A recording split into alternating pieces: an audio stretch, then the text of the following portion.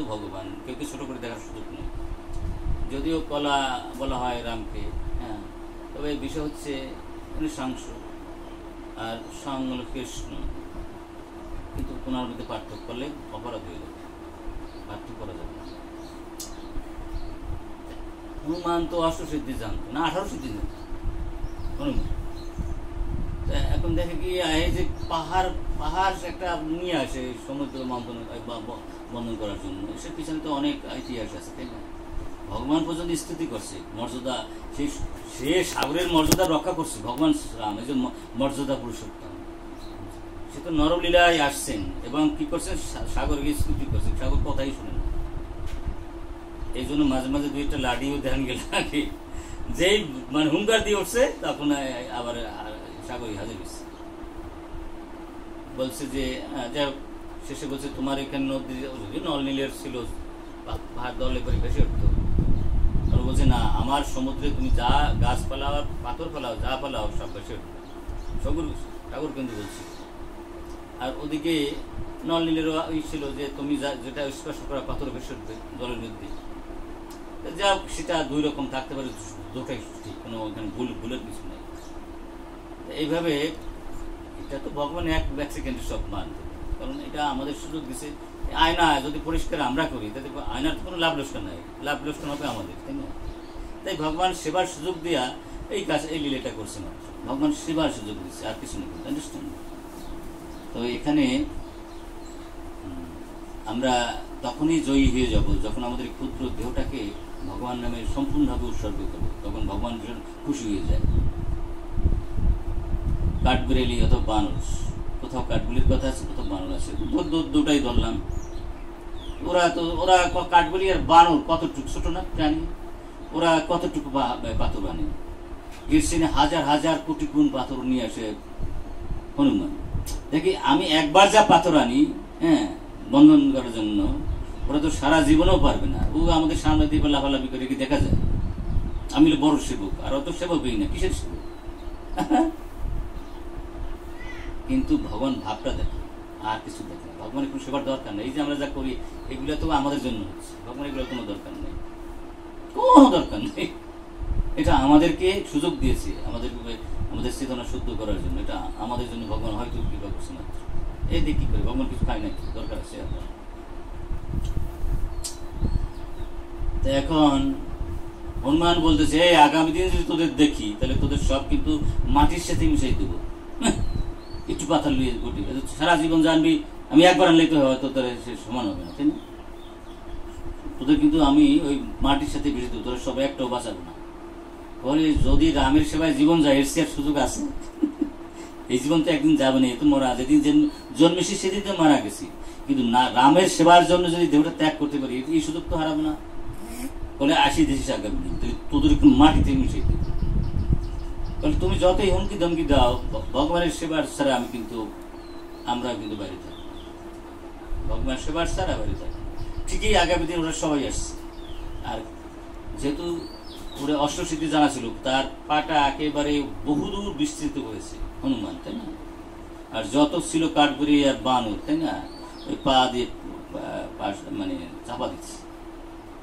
রাখে কৃষ্ণ মারে কৃষ্ণ রাখে, যদি ভগবান রক্ষা করে এটা ভগবান লীলা। ভগবান কখন কর্ম করে না, ভগবান কখন ক্রিয়া করে না। আমরা কর্ম করি, ক্রিয়া করি, কর্মে পাপ হতে পারে, পুণ্য হতে পারে, ক্রিয়া পাপ নাই, পুণ্য নাই। ভগবানের ক্রিয়া লাগে না, ভগবান তো চিন্ময়, সবটাকে চিন্ময়, সচেতন বিগ্রহ, তার আবার ক্রিয়া লাগে, আবার আর ভগবানের কর্মও নাই, ভগবানের কর্ম নাই, ক্রিয়া নেই। আমাদের কর্ম আছে, ক্রিয়া আছে, যারা গুণের মধ্যে আছে। আর গুণাতীত হলে কর্মক্রিয়া বন্ধ হয়ে যায়, গুণাতীত হতে পারে, ঠিক ভগবানের মতো। এই জন্য দেখা যায় ধবলগিরিতে হিমালয়ে 1500 বছর, 2000 বছর, 3000 বছর মানুষ বেঁচে আছে, ওই সেই স্তরে গুণাতীত স্তরের মানুষগুলো।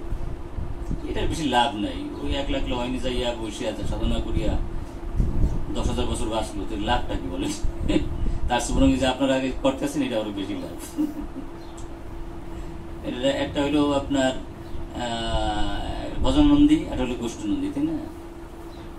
যা হোক, তাদেরও স্মরণে কোটি কোটি দণ্ডবাদ। আমরা তো আর 3000 বছর বাঁচতে পারি না, তারা তো বাঁচতেছে, তাই না? সেদিক দিয়ে তো বড় তারা নাকি। তো যাই হোক, এখন রাধে ধরছে, রাখে কৃষ্ণ মারে কে, মারে কৃষ্ণ রাখে, এটা ভগবানের লীলা। ভগবান কর্ম করে না, ক্রিয়াও করে, লীলা। লীলা করে কেন? বড় গোসাই বলতে পারেন ভগবান লীলা করে কেন? কেউ পারেন না। পাপ পুণ্য তো শেষ হয়ে যায়, পাপের বাসনা পর্যন্ত শেষ হয়ে যায় যদি মনোযোগ দিয়ে লীলা কথা শ্রবণ করে। হরে কৃষ্ণ, এই জন্য ভগবান লীলা করে। হ্যাঁ, যদি কিচ্ছু লাগবে না জগৎ সংসারে, যদি যথার্থভাবে কাম অনুবাক্য খুব নিষ্ঠার সহিত যদি ভগবানের লীলা কথা শ্রবণ করতে পারি, তাহলে পাপের বাসনা কিন্তু শেষ হয়ে যাবে। অন্য কোনো, এমনকি যোগ দিয়ে পাপের বাসনা শেষ করা যায় না, অষ্টসিদ্ধি 18 সিদ্ধি দিয়েও পাপের বাসনা শেষ করা যায় না। কিন্তু নিষ্ঠার সহিত শ্রবণ করলে পাপের বাসনা পর্যন্ত শেষ হয়ে যায়। এই জন্য ভগবান লীলা করে। যদি লীলা কথা মন দিয়ে শুনতে পারি, হরে কৃষ্ণ, বোঝা যায় না বড় গোসাই? খুব মজা লাগে কিন্তু আমার কথাটা। ভগবান কিন্তু এই জন্য লীলা। কারণ কি, দেখলো আমার সন্তানরা যে কোনো ভাবেই হোক আটকা পড়ে রয়েছে, জানো, বদ্ধ অবস্থায়, এদিকে উদ্ধার করতে হবে।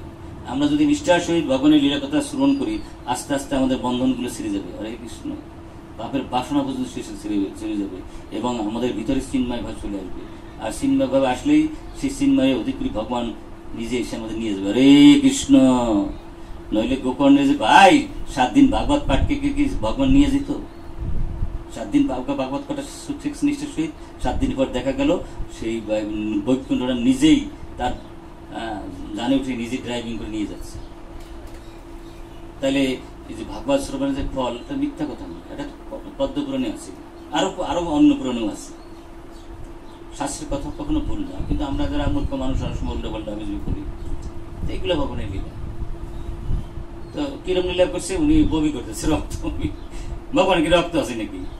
তবু আমাদের দেখালো। আর ভগবানের যে কৃষ্ণের যখন হাত কাটলো, তাই না, রক্ত ঝরছিল, দ্রৌপদী একটু কাপড় দিয়ে বাঁধছে, আসলে ভগবান কি রক্ত আছে নাকি? এটা লীলা, এটা লীলা। ভগবান পারেন না এমন কিছু নাই। হ্যাঁ, উনি তো অচিন্ত শক্তির অধিকারী, উনি সব পারেন।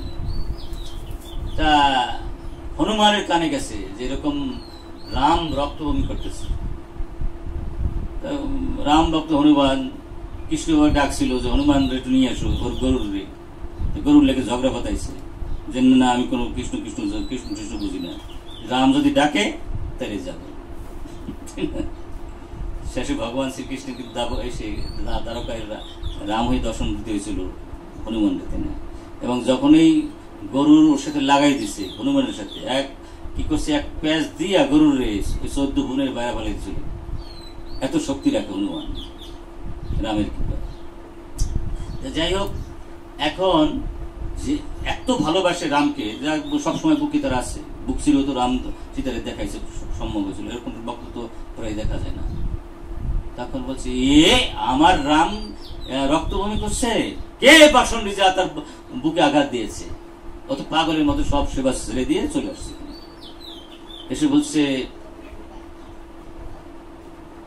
হে রাজীব লোচন, রাম, তোমার বুকে কে আঘাত দিয়েছে তার নামটা বলো, আমি এই মুহূর্তে তাকে 14 ভুবনে বাইরে ফেলাই দেব, আমি পাতালে তাকে নিক্ষেপ করব। এত বড় সাহস রামের বুকে আঘাত দেয়। তখন বলে, শুনবে সেই লোকটার নাম? সেই লোকটার নাম হলো হনুমান, যে আমার ভক্তের বুকে আঘাত মারে, সেই আঘাতগুলো আমার হৃদয়ে এসে ধাক্কা মারে। এরা কে কি সেবা দিল এটা আমি দেখি না, কিভাবে সেবা দিল সেটা দেখি। তুমি যদি এত বড় সেবা দিচ্ছ যে অহংকার করো, অহংকার পতনের মূল। তোমার সেবার চেয়ে ওদের গুরুত্ব বলো, তুমি তো জীবন দিতে চাও না, ওরা জীবন দিয়ে সেবা দিতে প্রস্তুত ছিল।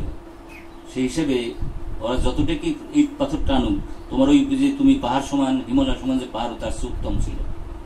সেই জন্য তার সমস্ত আঘাতগুলো আমি আমার বুকে এগিয়ে লাগছি, তোমার পাড়ার আঘাতগুলো সব আমি নিজে নিই। সেবাকের যত দুঃখ কষ্ট আমি সব বহন করি, যারা শুদ্ধ সেবা, নিষ্ঠার সহিত সেবা করে। তখন তো দণ্ডের মধ্যে বুঝে অপরাধ হয়েছে, গোসাই অনুত্তম করতে দিতে অনেক কান্নাকাটি করার পরে তাকে বলছে, না আর এই দ্বিতীয় জানি আর এরকম অহংকার, সেবার অহংকার যেন না করো। ছোট হোক বড় হোক সেবা, সেটা যদি নিষ্ঠার সহিত হয় সেটি সর্বোত্তম। হরে কৃষ্ণ। ল্যাট্রিন সেবা, বাসন মাজা, অথবা তরকারি কাটা বা আরো কোনো কিছু সেবা, ঝাড়ু দেওয়া, যদি নিষ্ঠার সহিত হয়, যে কোনো সেবার সে কোনো অংশেই ছোট না। বলুন, জয় শ্রীকৃষ্ণ চৈতন্য প্রভু নিত্যানন্দ শ্রী অদ্বৈত গদাধর শ্রীবাস আদি গৌর ভক্তবৃন্দ। হরে কৃষ্ণ কৃষ্ণ কৃষ্ণ হরে হরে, হরে রাম রাম রাম হরে। আর প্রভু